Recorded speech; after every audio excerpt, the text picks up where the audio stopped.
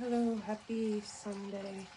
So, it's taken me quite a while to start this video. I've gone to start it a lot of times and just wail like a baby. But I wanted to have a thought out thought to be super clear. So, I know with 100% certainty that God works together all things for the good. I know with 100% certainty that after 8.5 months of me being in recovery, me still not being able to take care of my kids, I know that the Lord's will was different than my will. And surrendering all those things I didn't like, and I kept trying to control, and I still want to control them. And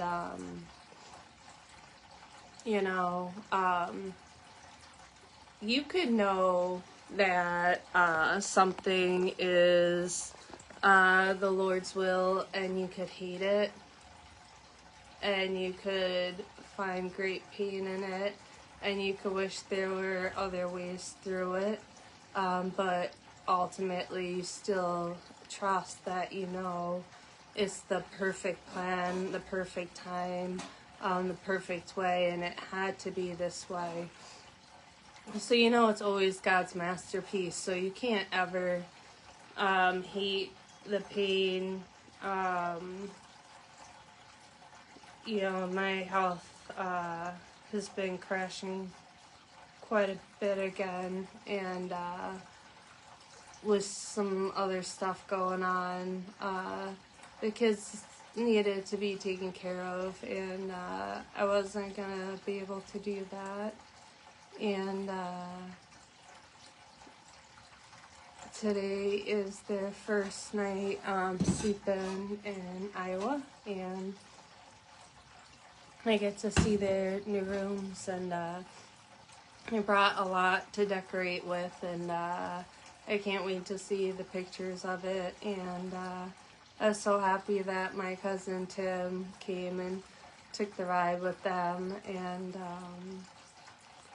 I'm really looking forward to just hearing all the beauty that comes of this. And I'm trying to separate my mom heart from my Jesus walk and trust, because fear and faith can't exist together.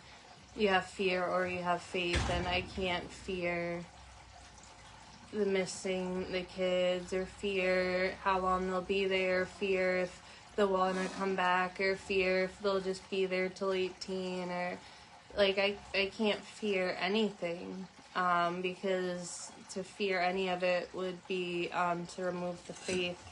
And there's a lot with being on these meds that's bringing some stuff back that's making it pretty unbearable again, and the migraines have been kicking up again in full notch, and part of the problem is the severe dehydration, and because I love giving TMI, I'm gonna keep doing that. There's a medicine that when people are getting any sort of organ surgery or things like that, that they give them to take for a week, and it completely empties out everything down there. So that's usually a week. The pain that I had been feeling in my kidneys, and I was going and getting the ultrasounds, and it wasn't showing kidney stones, but kidney infections. It is actually that those 6 months that I was paralyzed from the waist down, I wasn't able to go to the bathroom, so my intestines just held on to a severe amount of not going to the bathroom, and then it gets really, it turns solid like a concrete. And then, so long story short, what they would give someone for 1 week, I now have to take for 2 months straight, because it's that, severe at this point. So that's been some of the pain.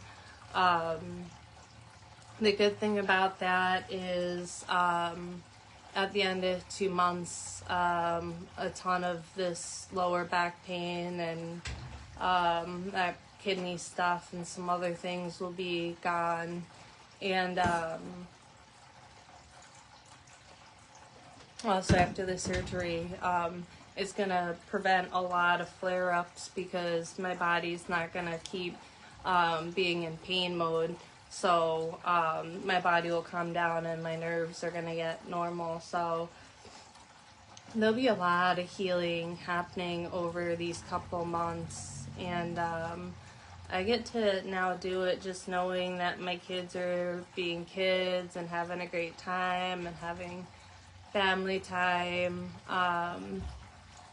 With the severity of how my symptoms are getting more and more recently, it's getting harder and harder to parent whatsoever. So this was what had to happen, and this was the most hurtful part of all of it. And I've been trying to tell my brain, how do you unmom when all I've known is to mom since my senior year of high school. I've never been an adult a day in my life and not mommed. So when I think about, oh, dinner tonight, or oh, things to do, or how many people are eating here, or who's coming, it's this weird adjustment of trying to switch into just me and think about how to feed just me, or what a just me does. I don't have a just me routine or life. And then I have a lot of restrictions too, so it's like I have this just me life, but it's gonna be with some restrictions, so we're gonna have to figure out ways around that, and we will with Jesus. It's just gonna be a very, very interesting time because, like everything, I don't have a time frame. I didn't know 8.5 months later I'd be battling some of the worst parts of this. And when I got up to the 11 days of the seizures nonstop, the meds they put me on for that are already starting to die down. So the seizures are already starting to come back, and the Tourette's and every single thing else. So those flare-ups are all coming back, and that's just not what I want the kids seeing another round of. So I could just have a lot of peace of mind of knowing that they're happy, and I'd rather be the one feeling the sad and knowing that they're happy, and not having to see a lot of this, you know? So I'm going to read from this book. Today is April 13th. Waiting quietly. Your worry comes from your lack of trust in my timing for the blessing I have in store for you. Each one is precisely orchestrated, and it's necessary at times that you wait, quietly and assured that my answers to your prayers will happen at the precise moment I see best. While you wait, I want you to embrace the blessing of my presence. Just be with me. Don't give in to the temptation to move ahead without me. Rest in your faith and trust that I will show you the next step. Whenever the timing is right, I will provide guidance for you just as I do your daily bread. I will always give you just enough grace for the moment, and I will need to depend upon me for the next moment's grace. This is by design. I want you to learn to rest in me. Trust in me for your every need. I don't want you to be anxious or concerned about the past, present, or future. I just want you to be content in the moment you're in, knowing that I have everything under control and I am always sovereign. There is never a moment when I have let you go, and I never will. Just stop, look, and listen for my guidance as I lead you into my very best for your life. I wait quietly before God, for my victory comes from Him. This was perfect, and some of what I love about it, I always say everything is orchestrated by God, so that's one of my favorite words. I love when I see that. And it's just, again, about how His timing, He's orchestrating everything. It's His timing. It's best. And while I wait, just embrace the blessing of the time with Him. And that's like some of what I've been thinking about too. Is like I've been thinking obviously a lot. It's just such a beautiful time to trust God, because to trust God with my health, that was one thing, but to trust God with now, essentially giving up all the rights to my kids. It's my biggest control issue in the natural. It's I've been a single mom for 18 years, and I don't want to surrender a lot of the things I surrender to God. And sometimes I just pray, like, God, make me want to surrender that. And sometimes I'm not there to even start praying to want to surrender things yet, because I'm still too hurt. But He knows, even as I hurt, that I trust Him. And He knows that my sorrow, my tears, is not lack of trust. It's not, I still don't even stop praising Him. I still praise Him, telling Him I know this is the best plan. I know this is what you wanted for both my kids. I know this is what you wanted for me, for my dad, for my mom. Like, I know this is what you wanted, God.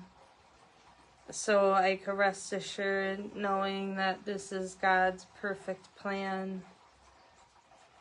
Even though it hurts, and I have that pit in my soul of just transitioning out of momhood, because even though I'm still a mom, it's very different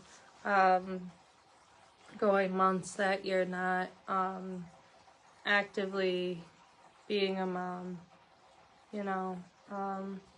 more than like a phone call. I gotta get my water.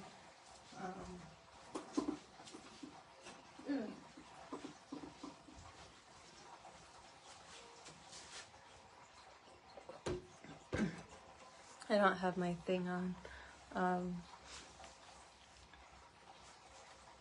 I went to church, but I only stayed about 30 minutes. I'm gonna keep showing up when I don't want to, and I don't know how long it's gonna take me till I could sit through the whole thing again, but just gonna keep showing up and leaving when I'm ready. And eventually, I'll be back to where I was, but I'm not, I'm not at a place with the pain, to just be so public and vulnerable to get through a whole Sunday just yet. I'll get there, you know, so it is what it is. But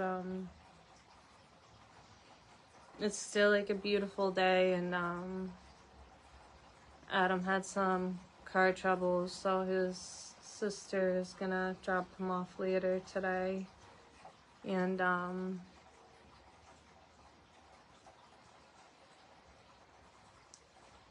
trying to, when I look around the yard, not get sad, but it's hard to just envision a different summer than, you know.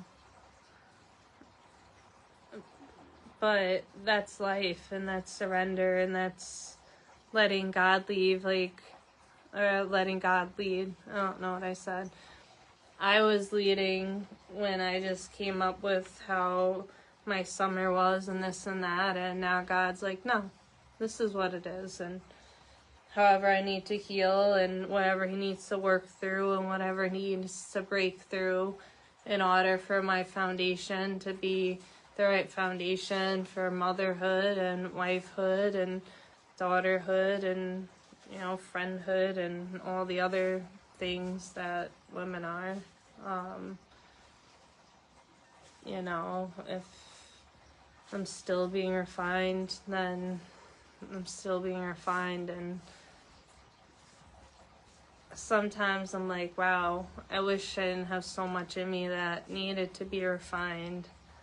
But then other times I think of Job, and like, sometimes it's not that we had to get pushed to such an extreme limit.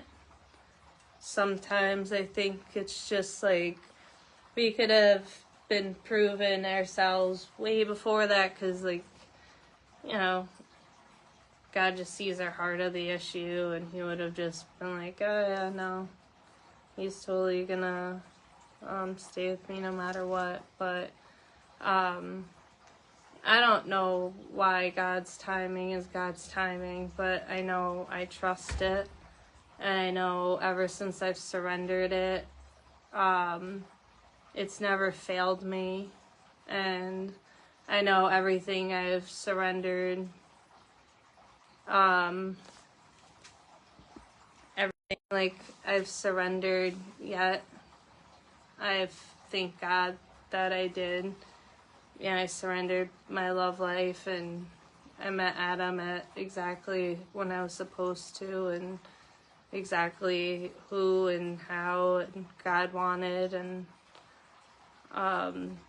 you know, the kids were with me for as long as they had to be for, I guess, them to see enough progress that, okay, mom's gonna get better, and now they could go to dad's and well, grandpa's, my dad's. I don't know how to say that still. But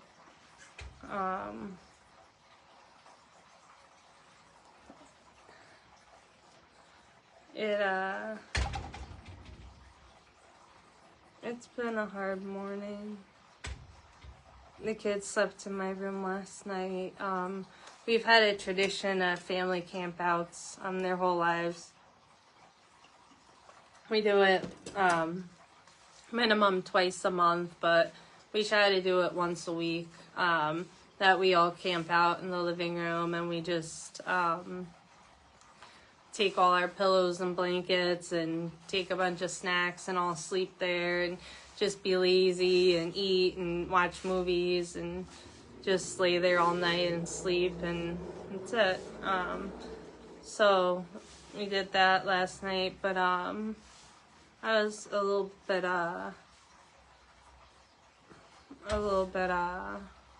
distant because I was trying to hold it together, and a couple times I couldn't. I just said I had an organ cramping, and people are used to random tears over random bursts of pain in all sorts of places. I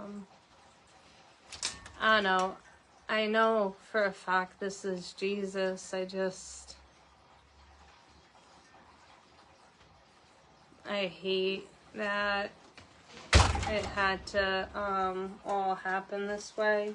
I know it's like all for his like glory and his story and or your story for his glory. I forget how people say that, but I know it's all God and all good.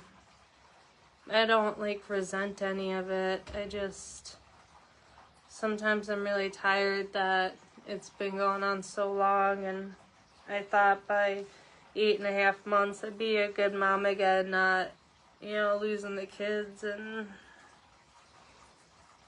now, you know, I just gotta think of how every day I can make it count towards my recovery. So I'm gonna put on some exercise clothes, and I'm gonna put on my ankle weights, and I'm gonna walk through town.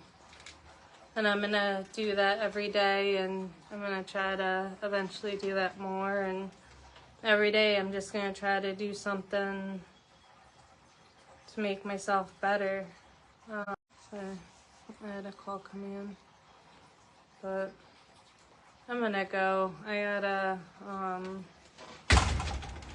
don't know, but I'll see you guys.